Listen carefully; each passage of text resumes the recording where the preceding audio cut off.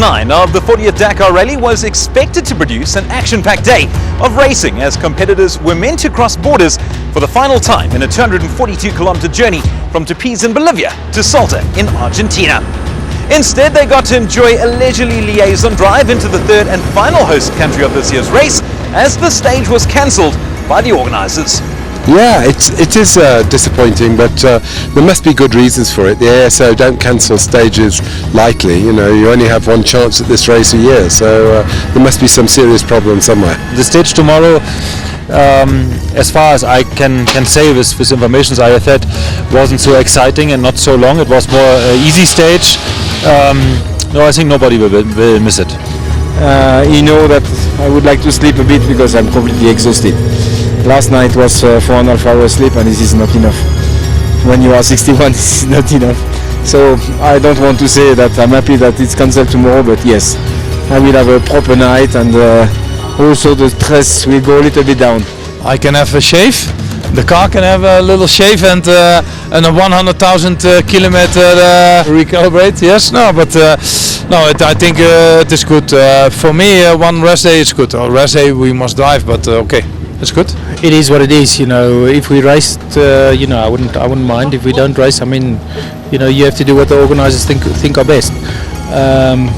Like I said, you know, at least we got a good starting position for Berlin now, which is a difficult stage, and then Fiambala, which is extremely difficult. So those two stages, the gaps can still be very big.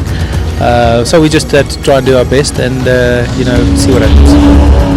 Let's recap as to how things stand with the Toyota Gazoo Racing South Africa team with 5 stages to go.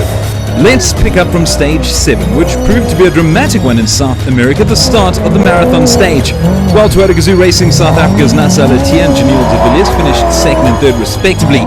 The big story was the performance of Stefan Pederhansel, who lost almost 2 hours after being hit with suspension problems, and as a result relinquished the overall lead to teammate Carlos Sainz. I don't know, I see him beside the road, you know, he's working, but I think it's a big technical problem. Just shows you this race, you know, anything can happen, and things can happen so quickly. You really have to be, get to the finish, you know, before you count your chickens. So it's not over until we get there. Stage 8 saw competitors travel almost 500 kilometers from Uyuni to Tepiza in Bolivia.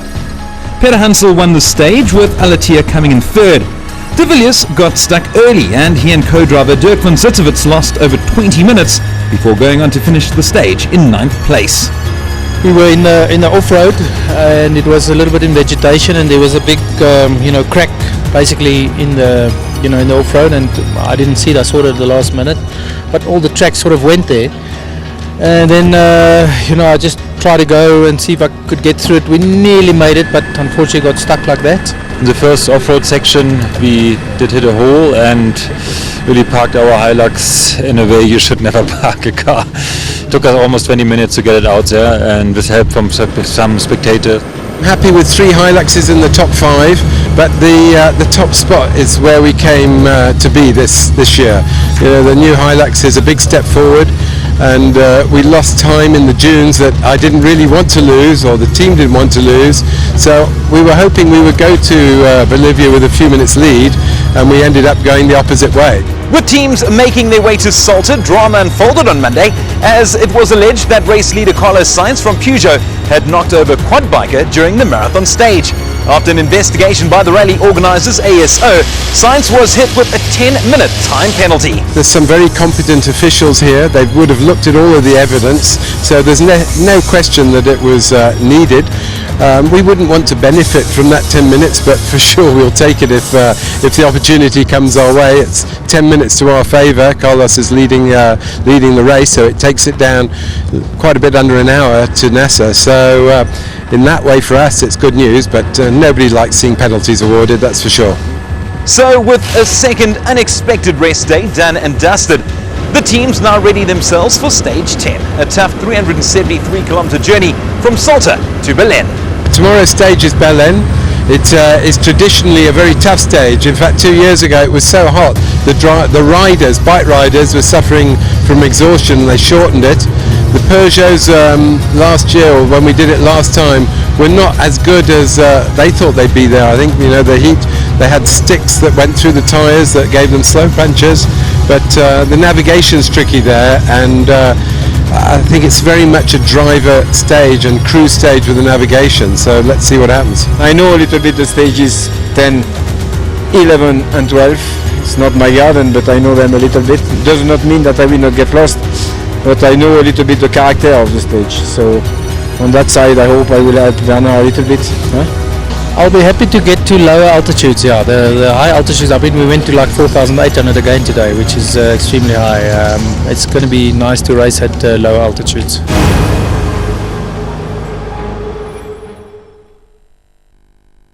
He's the leader of the pack, the captain of the ship, the man who gives direction to Toyota Gazoo Racing South Africa. But who exactly is team principal Glenn Hall? Okay guys, dampers off, let's get to it, quick as you can. My whole life has been involved in motorsport from when I was really 18. When I left school, I went to college on a student apprenticeship with a company Chrysler in the UK, and it was part-time at college, part-time in the factory, and I came across the competitions department back in 1977, I think. And since that time, really, I've never left motorsports. We joined Toyota in 2010, and of course, I've got great guys that, you know, back at work, working with me all the time.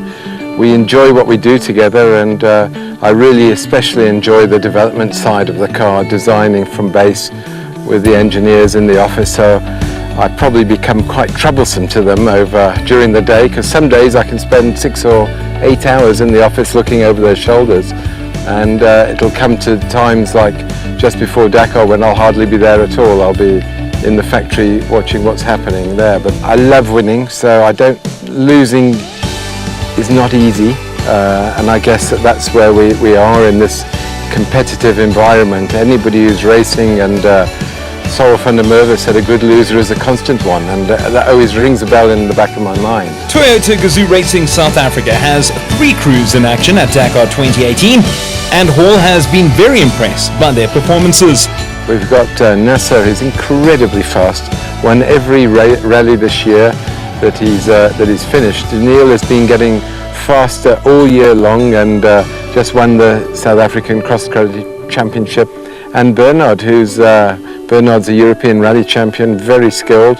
So we've got a nice mix of people. All the co-drivers are past winners of Dakar, so it doesn't come better than this. Of course, it's not just the drivers and navigators that make up Team Toyota Gazoo Racing South Africa. We have a lot of different types of people, from people who just drive trucks, physios, engineers, the drivers, the crew. So you've got to be on top of everybody to make sure, and you're understanding if there's any problems or snags or hurdles along the way, we get over them quickly and look forward. I don't like dwelling on the past unless we're using it for experience. And what do the staff feel about the man in charge? He's hardworking, not worried to get his hands dirty and help us out when we need a hand. And yeah, he's very good at what he does. That's why we are the greatest team in the world. I discovered him. I knew him from some meetings in FIA in the past, but it's very formal, so you don't discover people in this kind of situation. And he's obviously a very technical guy. At the same time, you see he has a lot of confidence from his guys, and giving the confidence also to his guys. He's a hard worker, and but he knows what he wants. That's why he's so successful in life. He's fantastic to work for. This is coming from his heart. Glenn is a hard taskmaster, but he's fair and he makes you work hard. That's for sure. Hall guarantees that his team will do whatever it takes to win Dakar 2018. We're going to do our best to win the Dakar, to bring that missing trophy, but it is the longest, toughest motorsport event in the world. All I can tell you is the team will be pushing like you can't believe, from the truck driver to the physio to the engineers, and of course the crews driving the cars.